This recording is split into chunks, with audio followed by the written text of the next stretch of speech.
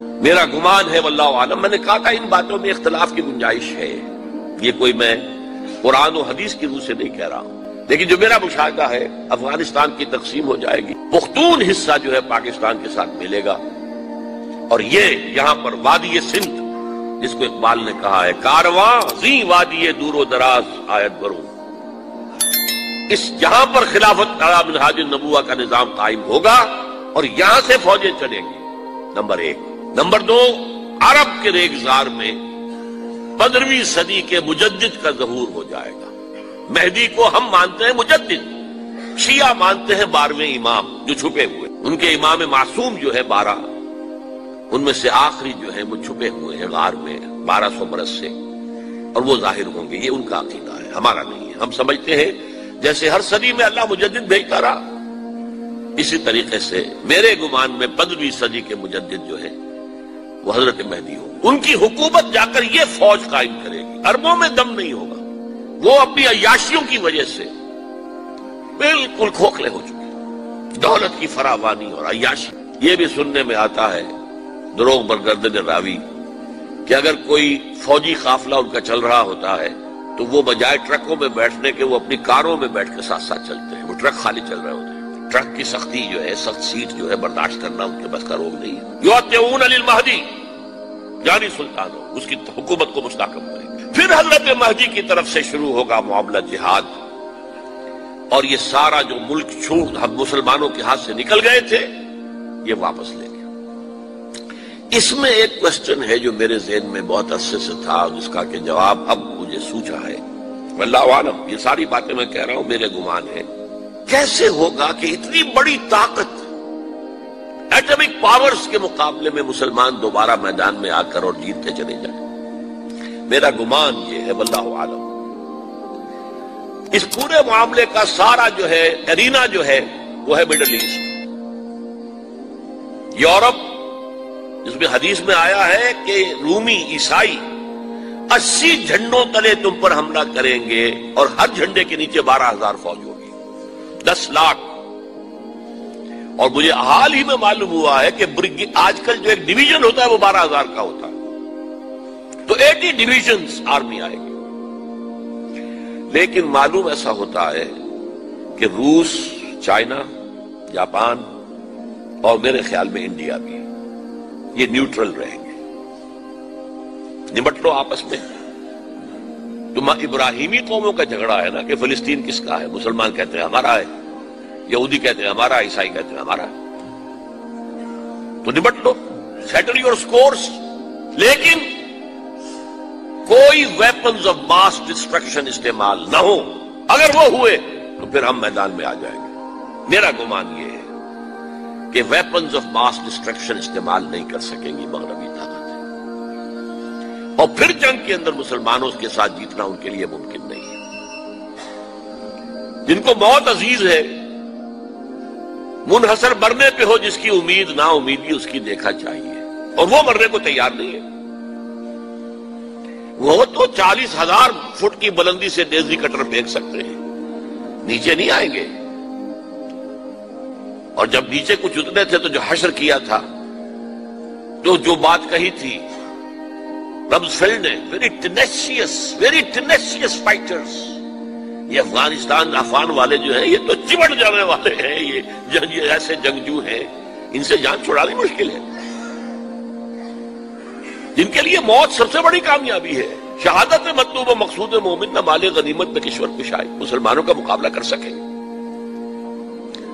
یہ ہے میرا گمان، واللہ اعلم۔ بہرحال پہلا مرحلہ کسی اجمی ملک میں جو میرے نزدیک پاکستان اور افغانستان پہ مشتمل ہوگا، خلافت کا نظام پہلے آئے گا، پھر یہاں سے فوجیں چلیں گی، حضرت مہدی کی حکومت قائم ہوگی، پھر وہ حضرت مہدی جو ہے وہ جہاد کریں گے، قتال کریں گے، اور اس قتال کے آخری مرحلے پر حضرت عیسیٰ علیہ السلام بھی نازل ہو جائیں گے، اور غالباً ان کے ذریعے سے پھر جتنا الیکٹرانک ان کا حساب کتاب ہے وہ ختم ہو جائے گا۔ حضور نے فرمایا ان کی آنکھوں میں ایسی تاثیر ہوگی، جہاں تک نگاہ جائے گی یہودی پگھل جائے گی، کوئی بہت بڑا لیزر ہوگا اور ظاہر بات ہے کہ ان کے یہ ہتھیار جو ہیں ان کا مقابلہ تو مسلمان نہیں کر سکتے، اور نہ ابھی آپ کو 100 برس بھی یہ سوچ سکتے ہیں کہ کوئی مسلمان ملک اتنی ترقی کر سکتا ہے کہ ان کے مقابلے میں پہنچ جائے ہتھیاروں کے معاملے میں۔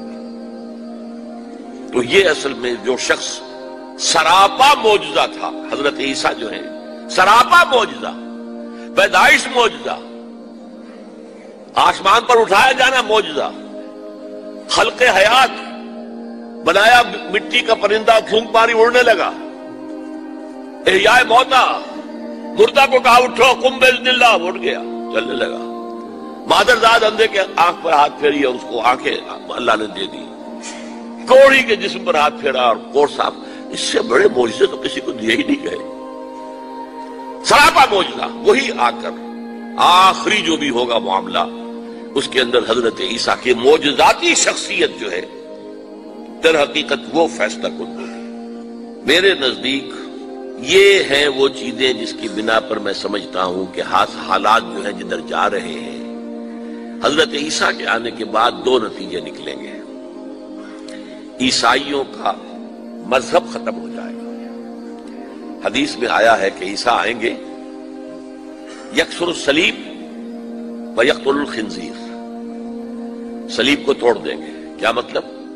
کہاں تم صلیب اٹھائے پھر رہے ہو؟ میں صلیب دیا ہی نہیں گیا، یہ سب تمہارا ایک من گھڑت قصہ ہے، مجھے تو اللہ نے پہلے اٹھا لیا تھا، وما قتلوہ وما صلبوہ،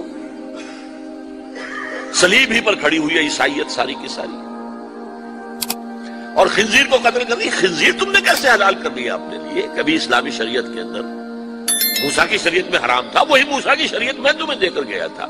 don't think I have come to destroy law, یہ لا تم پر نافذ رہے گا۔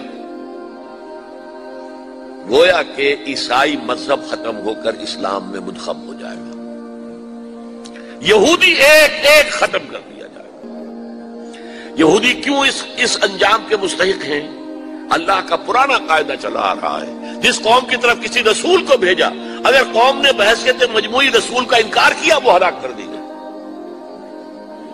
قوم نوح ہلاک ہوئی یا نہیں؟ قوم ہود، عاد ہلاک ہوئی یا نہیں؟ قوم سمود جن کی طرف حضرت صالح بھیجے گئے، قوم شعیب، عمورہ اور صدوم کی بستیاں، آل فرعون، یہودیوں کی طرف حضرت عیسیٰ کو رسول بنا کر بھیجا گیا تھا، انہوں نے رد کر دیا، محمد رسول اللہ کو رد کر دیا صلی اللہ علیہ وسلم۔ یہ اس سزا کے مستحق ہو چکے ہیں، لیکن وہ سزا ان کا رسول ہی ان کو آ کر دے گا، اسی لیے انہیں اٹھا لیا گیا، ایک پاز آ گیا ہے۔ مستحق تو ہو گئے تھے اسی وقت حضرت عیسیٰ کے زمانے میں کہ ہلاک کر دیے جائیں، لیکن حضرت عیسیٰ کے زمانے میں حضرت عیسیٰ کو اٹھا لیا اور ان کا معاملہ جو ہے وہ ملتوی کر دیا۔ جیسے کسی کو پھانسی کی سزا تو ہو جائے لیکن ابھی ایگزیکیوشن نہیں ہوئی ہے، ایگزیکیوشن جو ہے وہ ڈیفر ہو گئی۔ یہودی ختم، عیسائیت ختم، اور عیسائی سب مسلمانوں کے ساتھ شامل ہو کر ایک ملت واحدہ بن جائیں گے۔ اچھا، یہ جو میں نے کہا ہے کہ یہ امریکہ نے جو مجاہدین کی قیادت تھی